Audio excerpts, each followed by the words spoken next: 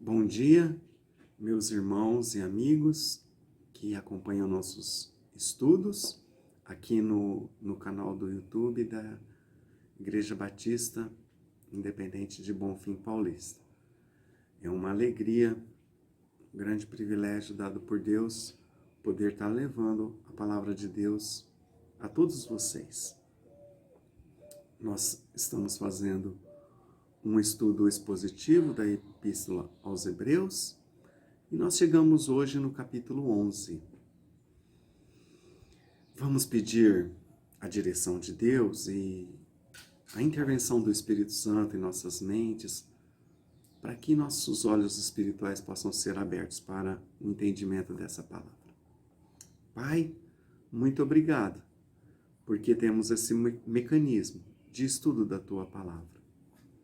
Agora, Senhor, no nome santo de Teu Filho amado, espalha a Tua palavra, convence com a Tua palavra, faz a obra que o Senhor deseja, de transformar vidas nos corações de Teus filhos e nos corações dos perdidos. Por favor, meu Deus, é no nome de Teu Filho amado, Jesus Cristo, que eu oro e agradeço.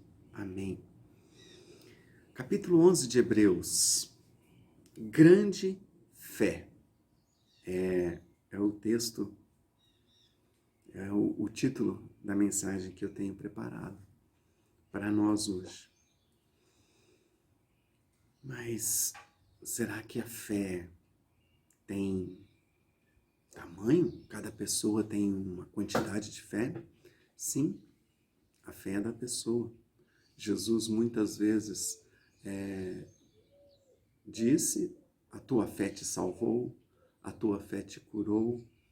Então a fé é um elemento de suma importância no nosso relacionamento com Deus. Jesus disse para uma mulher certa vez: ó mulher, grande é a tua fé. Para os discípulos outras vezes: onde estás a vossa fé? Homens de pouca fé. Jesus falou isso. Então, esse é um elemento importante na adoração a Deus. E o autor de Hebreus, no capítulo 11, ele declara isso, né? Em sua última exortação, no capítulo 10, o autor de Hebreus introduziu o assunto de uma vida de fé. Ele destacou, eu lembro para vocês, os dois elementos da fé. Os dois aspectos da fé. Primeiro, os elementos positivos.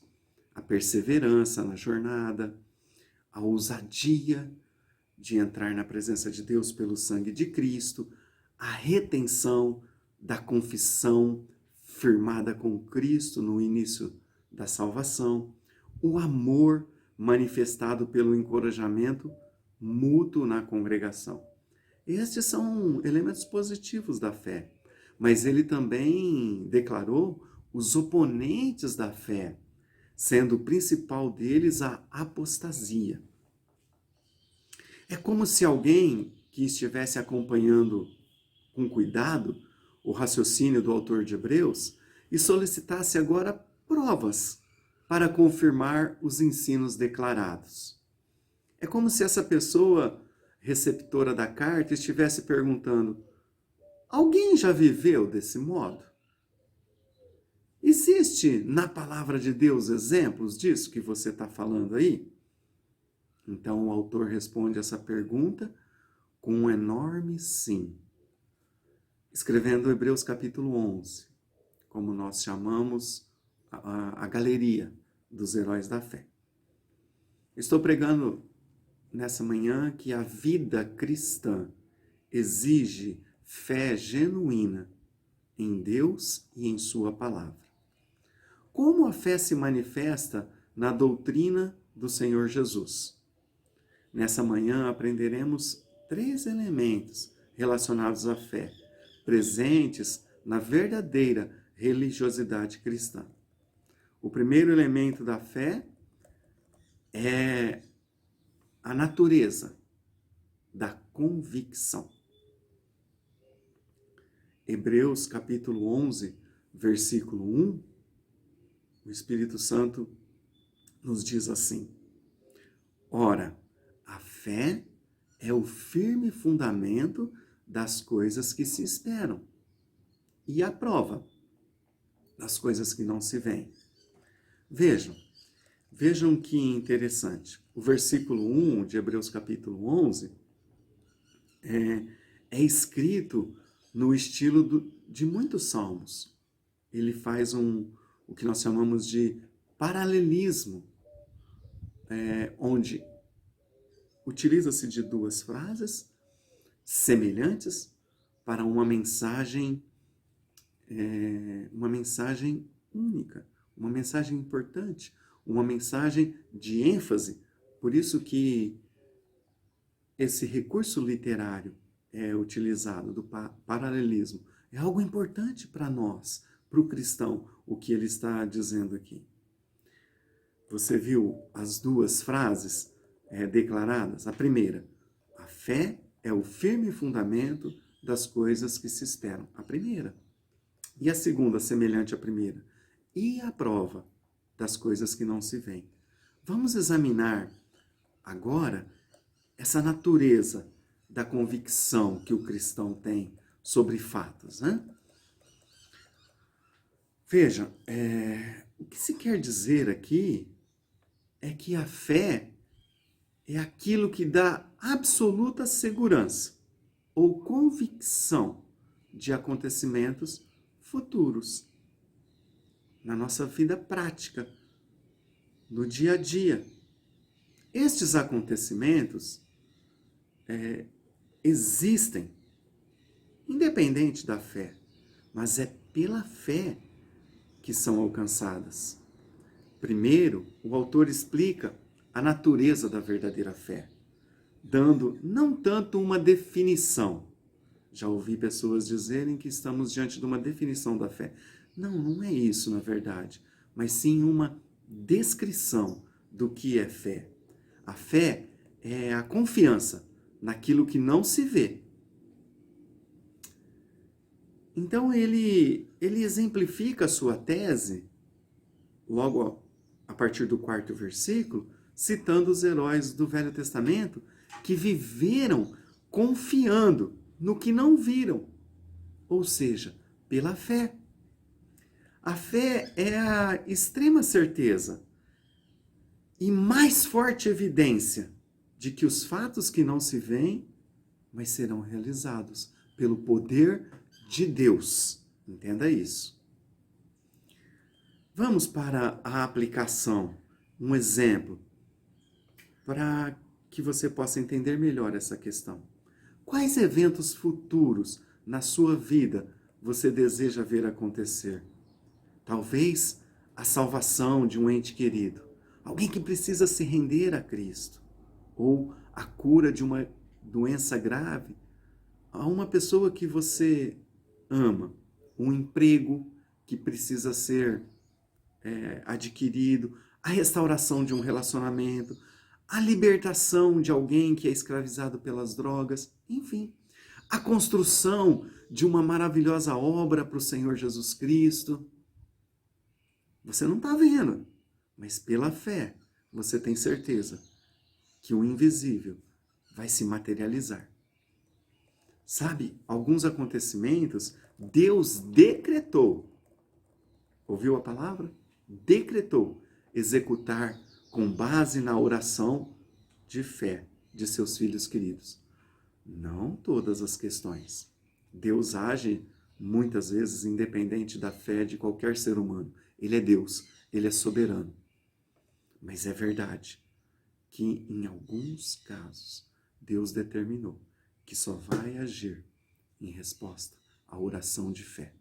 Será que está faltando você orar para que o seu desejo, que é a vontade de Deus, aconteça? Talvez que esteja faltando fé na sua oração. Eu estou encorajando você, que Deus é fiel, que Deus é todo-poderoso. Você pode depositar toda a sua confiança nele. porque se for vontade dele, ele vai executar. O que temos que fazer é orar com fé. A fé é a substância dos acontecimentos esperados. É o caráter da fé que dá substância à nossa esperança. Confiamos naquilo que nunca vimos, mas a fé dá certeza e alimenta a confiança desta esperança. A fé é a materialização das coisas esperadas. É a escritura de uma propriedade. Por exemplo, nós já temos pela fé a escritura de nossa moradia eterna. Nós já temos pela fé o salário de nosso trabalho, ainda que não somos nem encontramos esse emprego.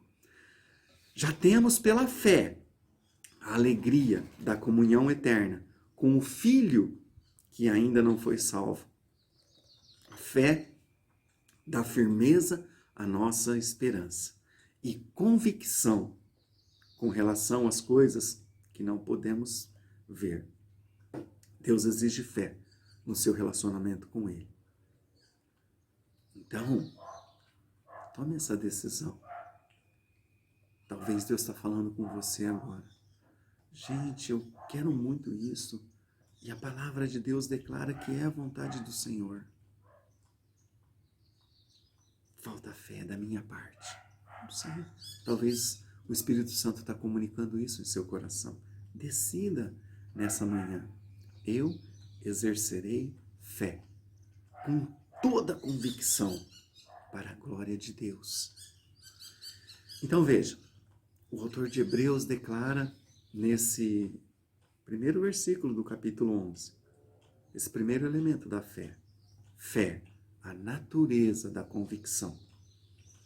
Mas no versículo 2, nós vamos estudar agora o segundo componente da fé na jornada cristã. Fé, o selo da aprovação. Eu leio para os irmãos e amigos. Hebreus, capítulo 11, versículo 2. Palavra de Deus, inspirada pelo Senhor.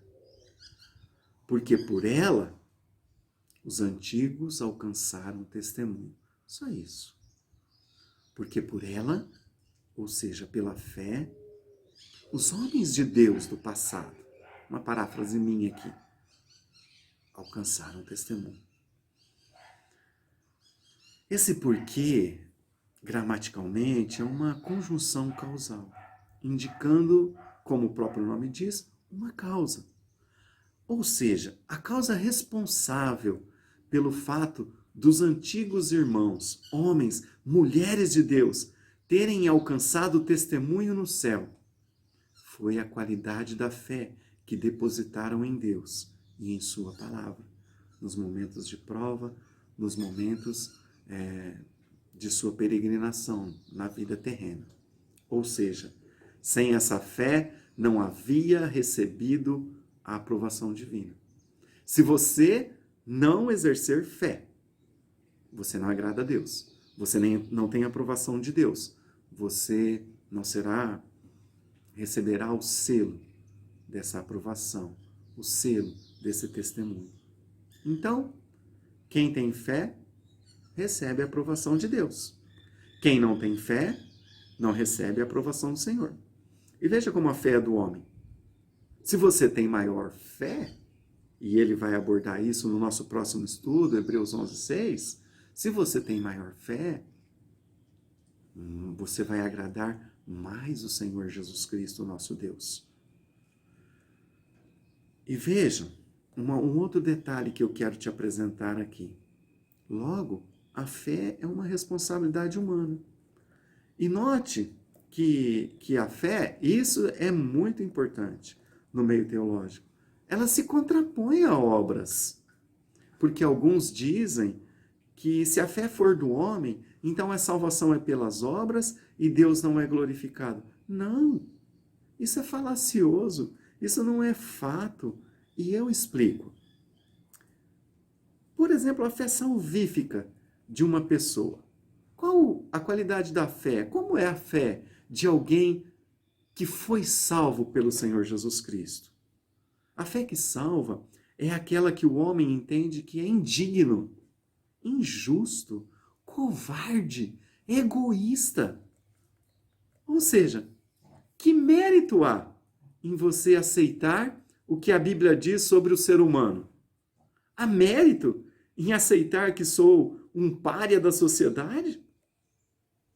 Há mérito em crer que minha justiça é como um trapo de imundícia? Há mérito em entender que eu não sou forte ou justo o suficiente para alcançar o padrão de Deus?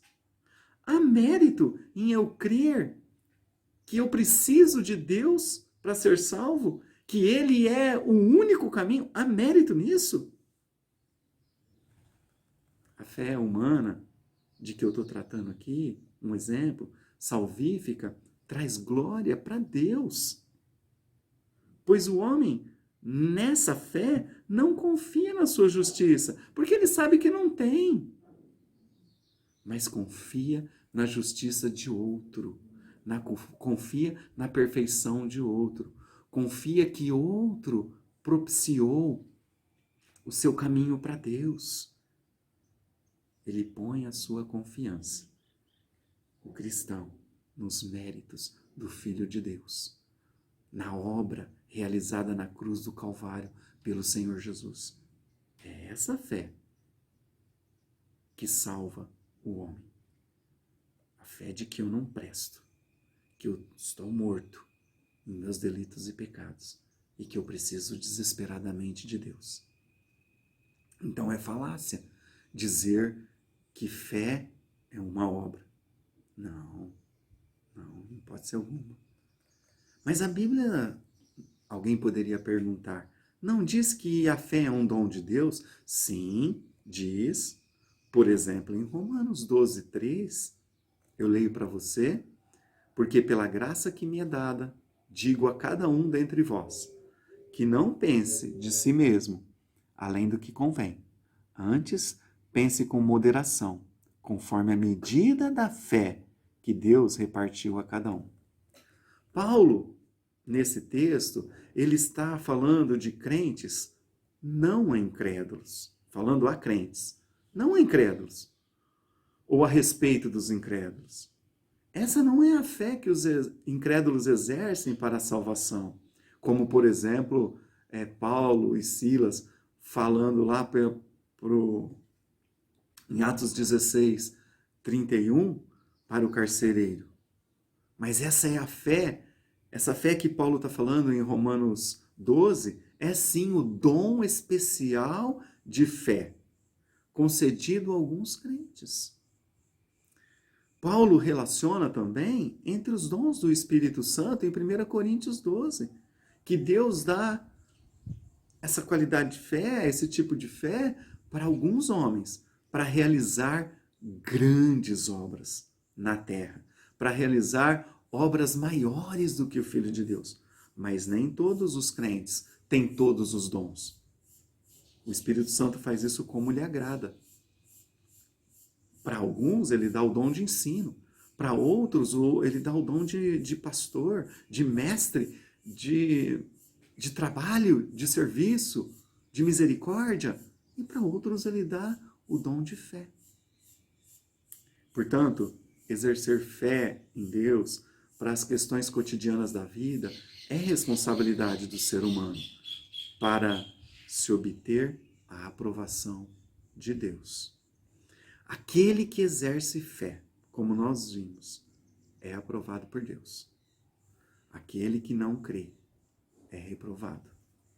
Simples assim. Então, eu quero declarar para você a aplicação aqui para nós. Uma delas que eu vejo. Eu exercerei fé para a aprovação do glorioso Deus. Irmãos, eu quero ser aprovado pelo meu Senhor, como crente no Senhor Jesus. Eu dependo da graça de Deus. Eu entendo que Deus é soberano e gracioso. E eu entendo também que Deus é digno, que eu deposite a minha fé nele. Ele é fiel, ele é onipotente. Quando eu não exerço fé em Deus, eu e você, nós ofendemos a Deus. Ele não merece esse tipo de relacionamento.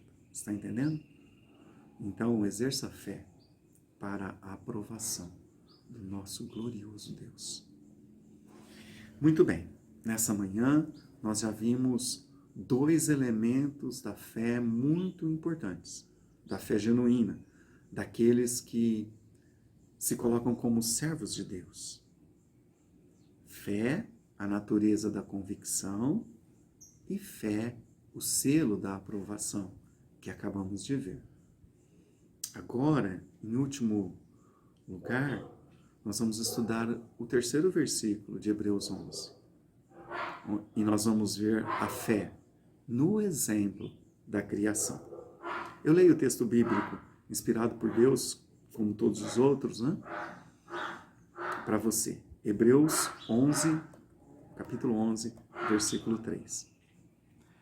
Pela fé entendemos que os mundos, pela palavra de Deus, foram criados, de maneira que aquilo que se vê não foi feito do que é aparente.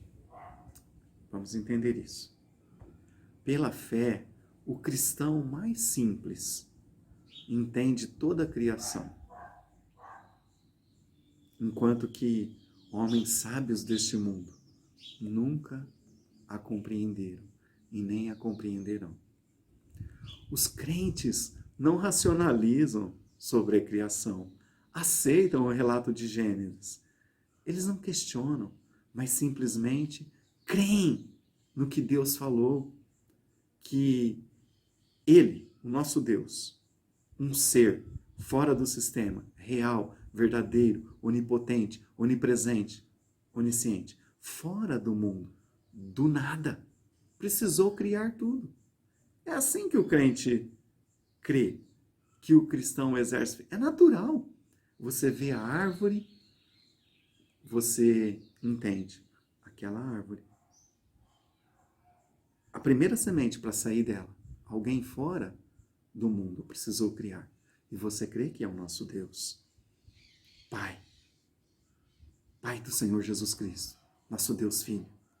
Deus criou tudo do nada. É assim que cremos. Simples assim. Deus criou. Nós não vimos que fé é a certeza, a convicção dos acontecimentos futuros que ainda não estão materializados, não estão vistos. Nós não vimos isso? E agora ele dá esse exemplo. Deus criou todo o universo visível do que era invisível, porque não existia. O termo, é interessante observar isso aqui também. Aqui, a palavra aqui não é o termo comum logos, mas rema, indicando a declaração pela qual a criação, o desejo divino, foi executado. Deus diz, haja luz. É essa palavra criadora. E houve luz. A narrativa do 1º capítulo de Gênesis atribui a Deus toda a criação, do céu, da terra, e associa com uma palavra de Deus cada etapa da preparação e preenchimento da terra. O renomado teólogo Ellicott, ele declarou isso que nós concordamos. Todo homem é um ser religioso, viu? Sociólogos, filósofos sabem disso. Todo homem nasce e cresce crendo em um Deus, ainda que não seja o Deus bíblico, mas todo homem é religioso. Ele crê na existência de Deus. Todo ateu, sem exceção, foi alguém ensinado a crer que Deus não existe. Foi alguém doutrinado. Foi alguém que recebeu informação de fora, massificada na sua mente, que Deus não existe, para depois se tornar um ateu. Aqui, o autor de Hebreus dá um exemplo. Assim como cremos que Deus do nada, que se é nada era invisível, fez por sua palavra o mundo visível. Da mesma forma, devemos exercer fé que Deus pode fazer tudo aquilo que é impossível e invisível para nós. É claro, irmãos, que esse ensino não pode ficar de fora de um estudo como esse. Nós devemos considerar sempre a vontade de Deus. Ele é soberano, Ele é Senhor. Mas, mais do que isso, eu quero enfatizar para você que a sua confiança esteja na vontade de Deus, porque Ele é Salvador, porque Ele é Pai amoroso, porque Ele deseja o melhor para você. Nós que somos pais sabemos como as crianças nos pedem coisas insensatas e nós não atendemos pela vida dela, pela segurança dela. Não é assim? Então eu quero encorajar você a confiar nesse Pai amoroso, exercer fé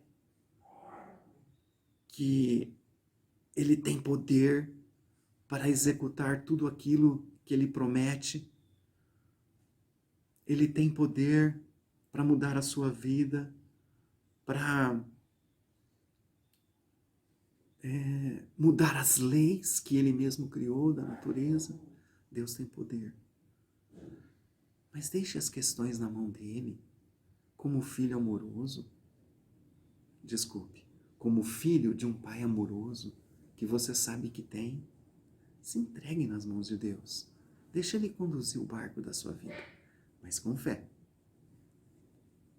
Então a aplicação aqui é: eu exercerei fé. Como da criação no glorioso Deus. Muito bem. Rapidamente eu concluo esse estudo para nós aqui, o estudo de hoje.